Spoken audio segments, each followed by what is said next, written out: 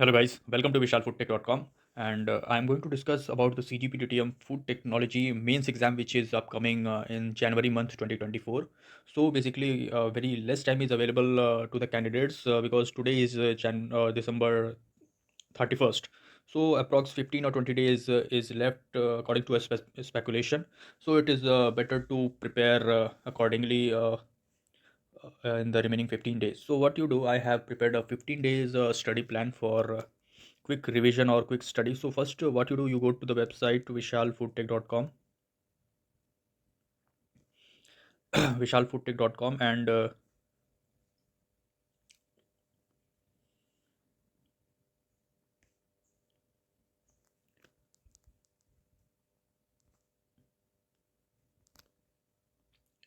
you can see this website. So you go to blog and you click on the first link that is available, like that is CGPDTM food technology means 2023 complete syllabus free PDF. So when you click this, you will get this 15 days study plan for this patent officer exam. And here it is written day 1 to 3 and day 4 to 6, day 7 to 9, 10 to 12, 13 to 15. And these are some of the general tips. So you go directly and download this syllabus. So before that, first you either note this study schedule, or you can either take a photo of this also, and prepare accordingly day wise, because the time is very less, and the syllabus is very vast. And also aptitude, reasoning, and IPR is also to be covered. So uh, if we download this, basically it is a PDF, so you can download it. And this is the pre-syllabus which is already been done. Now main syllabus,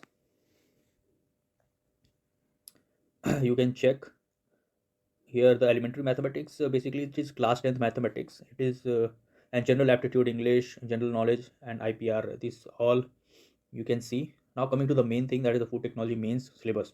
So in food chemistry and nutrition, so talking about this, you have to, this is completely resembling with the gate syllabus of food technology excel branch. And here in food chemistry and nutrition, you have to learn carbohydrates, like the structure. First you have to classify it like monosaccharides, oligosaccharides, polysaccharides, and their subclassification, like glucose and starch, mannose, maltose. What are they? Like starch is a disaccharide or polysaccharide, or oligosaccharide or monosaccharide. So everything you have to know, like basic examples you have to remember, and whether starch is a polysaccharide or not. So these classification you have to learn. Cellulose is a polysaccharide. What are pectic substances? Where are the links? Like 1,4-galactouronic acid is the monomer for pectic acid. So all these you have to remember. And dietary fiber also. In proteins also you have to remember the amino acids, which are essential amino acids, and how many amino acids are there which are essential, what are the non-essential amino acids, and the amino acids are the monomers to make proteins, and what are the secondary tertiary structures, and what are the globular proteins. All this you have to remember and learn the basics only. You do not have to go into much deep. And in the lipid parts, you have to basically study the saturated fatty acid, unsaturated fatty acid. Where are the double bond situated at what position? For example, in stearic acid, at what position the number of double bonds are there, and how many number of double bonds are there. So you have to learn all these. So first, you in the lipids part, you classify it. Make a column, make two columns, saturated fatty acid, unsaturated fatty acid. Write all the examples with their structures, and remember their position of the double bonds. And other thing you can also learn in lipids, like the glycerol, and what are other fatty acids. Now coming to the pigments, these are the pigments like chlorophyll. What is the essential mineral component, that is essential element that is present in the chlorophyll structure, which is magnesium? What is the color of the chlorophyll? These are some of the basic questions, but you have to combine all your thoughts and write a descriptive answer. Similarly, anthocyanins and tannin, myoglobin tannin is an anti-nutrient factor. Similarly, saponin is also an anti-nutrient factor, which is harmful for human consumption. Now food flavors are also there, and enzymes you have to learn. What is Michaelis-Menten equation? What are coenzymes? What is enzymatic and non-enzymatic browning? What is the difference between Maillard reaction and caramelization? What is the temperature in which caramelization takes place? What is the temperature at which Maillard reaction takes place? And why the apple is brown after cutting? All these you have to make it into a descriptive answer. And why coenzymes are called specific enzymes? All these you have to learn. have to see. And kinetics and inhibition, like inhibition, there is a topic in enzyme kinetics, you can see. And in nutrition balance diet, basically you have to see, basically what I will say, that you can see only vitamin, minerals, their deficiencies, and what are the essential macronutrients and micronutrients that are available. You can see only those because time is very less, and you can cover all those in the descriptive answer. And protein efficiency ratio, water soluble, fat soluble vitamins, all these are very easy. And coming to the food microbiology, basically you have to characterize the microorganism, like which is single cell, multicellular, and structure and detection by you do the detection by staining techniques, gram staining, what is gram positive, what are the gram negative bacterias, and classification of bacteria. You can also see the shapes, like round shape, cylindrical shape. E coli is bacillus is what is the shape of bacillus, what is the shape of cocci is basically spherical, bacillus is cylindrical, or other shapes are also there. What are the difference between yeast and mold? What is mycotoxins, what is the classification of fungi? All these you have to see. What are the spores and how spores act as a protective protection for the seeds. So all these you have to see. These are very basic, you might have learned in your graduation course also. And in microbial growth in food, basically you can see the intrinsic and extrinsic factors, like pH, relative humidity, how this affects the growth of microorganism in certain foods.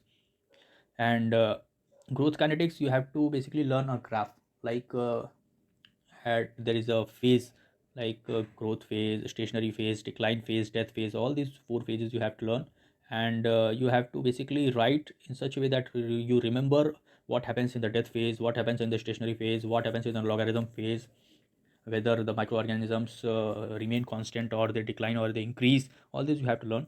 And serial dilution, you already know, like you take 1 ml from this, add 9 ml to make it 10 ml, then again take 1 ml from that and add again 9 ml of distilled water to make 1 by 10 or 1 by 100 or 1 by 1000 dilution. So all these are serial dilution methods for quantification. And food spoilage is very important. Many questions can come. Spoilage bacteria, you have to remember, like what are the spoilage bacteria in food. For example, Clostridium botulinum is present in canned foods. What are currently an outbreak happened in Canada, like cantaloupe outbreak. This was because of salmonella or any other bacteria, staphylococcus. So basically, you check what happened there. It may also come as a question for you to write a descriptive answer.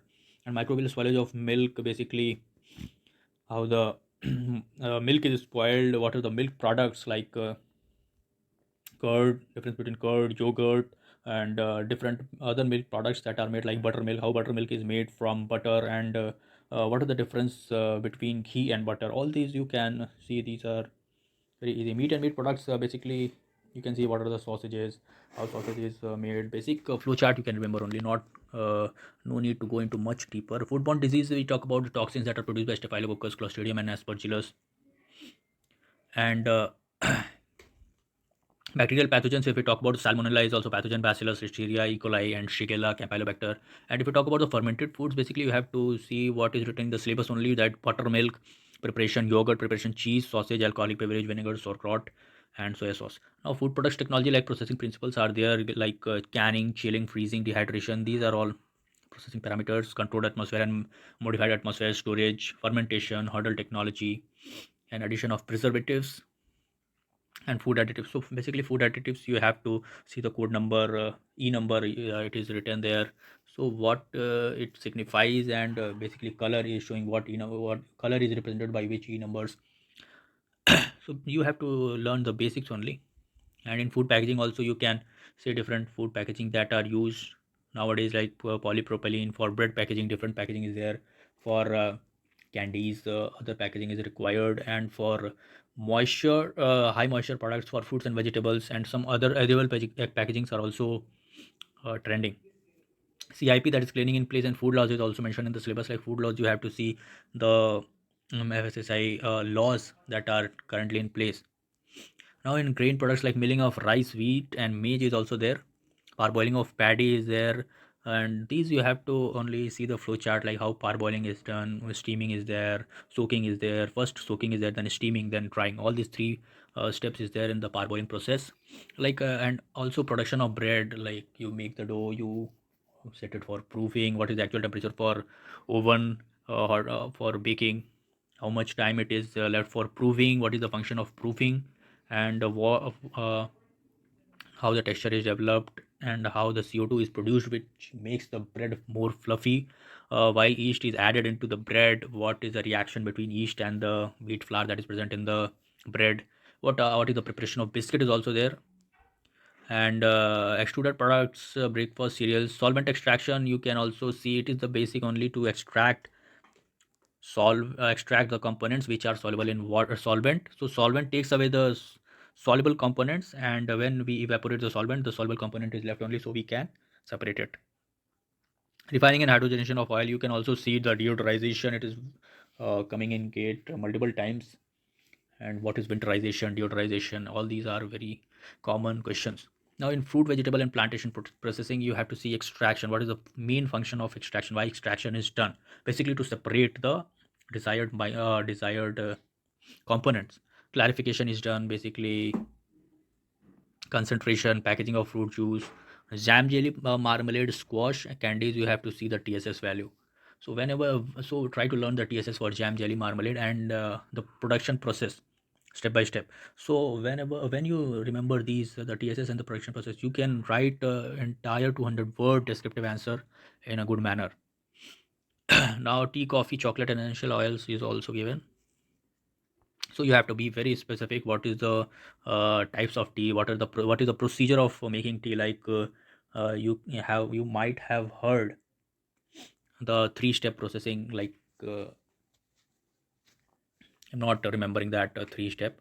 And making the chocolate, essential oil from spices, and yes, CTC process is there in the tea. You basically remember it, how this curling process is there in the tea manufacturing. Basically you learn the food components like the phytochemicals present, antioxidant present in the tea. And in milk and milk products processing, you see the pasteurization process. What is LT and HTSC pasteurization? What is the temperature and difference between pasteurization and sterilization? The processing of cream, butter, ghee, difference between butter and ghee. And what is the processing for ice cream? How air is entrapped in the manufacturing of ice cream, cheese, and milk powder. In animal product processing, basically you see the post-mortem changes, very important, like what is the changes after the meat or after the death of the animal. Like when the meat is being processed, there is a phenomena called rigor mortis. So you have to see what is the rigor mortis, and what is phenomena like action of actin and myosin in the rigor mortis. You can see the basics regarding this. What is the tenderization process? What is the effect on the meat and freezing of meat? Now coming to the important topic, that is the food engineering, you have to see mass and energy balance. Basically I can guess that one question may come in the mass balance. Like for example, wheat grain is dried at 40 degrees Celsius. It has initial moisture content 10%, and when it is dried, a certain x amount of water is removed, evaporated, and the current moisture content is 5%. So basically you have to find the final weight of the wheat grain or like this. So all these you can do, it is very easy. You might have done in your graduation course also. In momentum transfer, basically you see classify the fluids: Newtonian fluid, non-Newtonian fluids. And what is Newtonian fluid? What is the relation between stress and strain in the Newtonian fluids? And what is the difference between, what is the relation between stress and strain in the non-Newtonian fluids? What are the constants? Is it linear in Newtonian fluid, and is the relation non-linear in non-Newtonian fluids? What is the formula for viscosity? What is the unit for viscosity? What is the significance of viscosity? And if I talk about the Reynolds number, you learn the formula for Reynolds number. And for laminar fluids, you see the range. For non-laminar fluid, for turbulent fluid, you see the range. So basically if you learn this much only basics, then you are able to write well in the examination in the descriptive answer. Now you can also see the difference between pump and compressor for a basic write-up. In the heat transfer, you have to see only three things: conduction equation, which is Fourier law of conduction, and you have to see one basic numerical, and you can see one basic conduction through a rod for a better understanding. And convection, you have also one law, and in radiation you have Stephen Boltzmann law. So all these three have three different laws you have to see only. And boiling and condensation, you have to see the basic difference, not go into the deep. In unsteady state heat transfer, the time variable also comes, whereas in steady state heat transfer there is no time variable. So you can differentiate on the basis of time. In NTU effectiveness, relationship between co-current and counter current, double pipe heat exchanger. So NTU is number of transfer units, and basically there is a formula for calculating the NTU. And if you have calculated the NTU, which is equal to C min by C max, and then you can finally calculate the effectiveness of the heat exchanger. So now coming to the mass transfer, basically you have to see the fixed law only, which also includes a term called DAB, which is called diffusivity. So it is very easy. You have to remember the formula only for mass transfer. It is either given in Jean Copley's book or any other standard mass transfer book. You have to see only the first or second page and first and second example only. Do not go into much deep.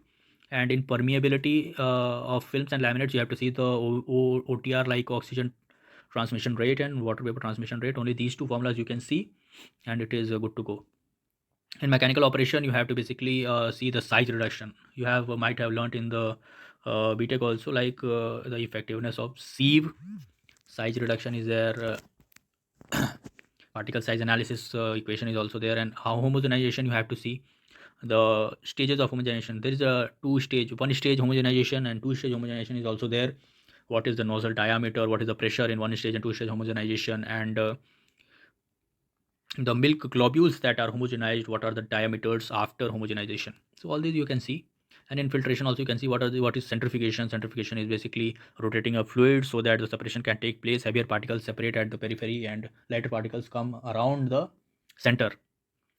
So it is basically for cream separation in milk. If we keep a milk in a centrifugation process, then cream is separated. So you can give this example also. Settling you can see in the food engineering books also. And these flow through porous bed agitation of liquid solid solid mixing. You can keep it for the last. First you complete all the above topics. Thermal operation, you can see first the D value, Z value. All these formulas are very important. D value, Z value, F value, and what is the significance, what is the formula, what is the 90% reduction, why 90% reduction is called D value. All this you can see. And you can see basic difference between batch and continuous sterilization. And what is the difference? Batch is one by one, doing one by one process of sterilization, whereas in continuous there is a chain of sterilization events interlinked together. Now here it is asking energy requirement and rate of operation involved in process timing evaluation. So there is a specific formula for the time calculation you can see, or I can also share with you, and in the upcoming video. And evaporation of liquid foods. Here evaporation is there. You have to calculate the amount, calculate the time. There is also a formula to calculate. For example, in drum drying there is a evaporation of liquid. For example, mango puree is drying in a drum dryer. Calculate the amount of time required to completely dry the food. So basically you can see this. And hot air drying of solids, spray and freeze drying, you can see the difference, basic difference. In spray drying, the cyclone separator is also there. And milk powder is generated by produced by spray dryer only. And in freeze dryer you have to see the diagram, that is y-shaped diagram, in which solid is converted into liquid, liquid is converted into again gas, sublimation process, evaporation process, all these things are there in the graph of freeze drying. So basically you remember that. And freezing and crystallization you have to see. And in the last mass transfer operation, the properties of air water mixture. So basically it is talking about the psychrometry. So you have to see what is specific humidity, what is relative humidity, how to calculate, what are the formulas regarding this, what is humidification, dehumidification. And whenever we see, remember, on the y-axis it is specific humidity, on the x-axis it is dry bulb temperature. So whenever we increase the specific humidity, that is when we move up towards the y-axis, the specific humidity increases, so it is called humidification. And when we move down on the y-axis it is called dehumidification. And the dry bulb temperature is different, wet bulb temperature is different. Dry bulb temperature is always greater than the wet bulb temperature difference. Why it is that? Wet bulb temperature only, not difference. And why dBT is more than WBT, you have to see. And other parameters, wet bulb difference, what is wet bulb difference is there. And it is basically dBT minus WBT. So all this you have to see. And you have to see only basics, not going to much deep because time is not much. So you download this syllabus and you can see each topic one by one. And if you have any doubt you can comment also. Thank you so much. So please subscribe this YouTube channel also. You can get much benefits in the upcoming videos regarding food technology and allied sectors. So thank you so much. See you in the exam. Guys, I have made a Telegram channel for the discussion regarding the CGPDTM exam and also other food technology exams and general discussion. So you can visit this link vishalfoodtech.com. So dot is there instead of the regular dot symbol. So you can visit this. It has almost 136 members. So you can visit and you can discuss your queries and everyone is free to answer your queries, and I will try to answer the question in a constructive way. Everyone discuss the things positively. So see you there. Thank you so much.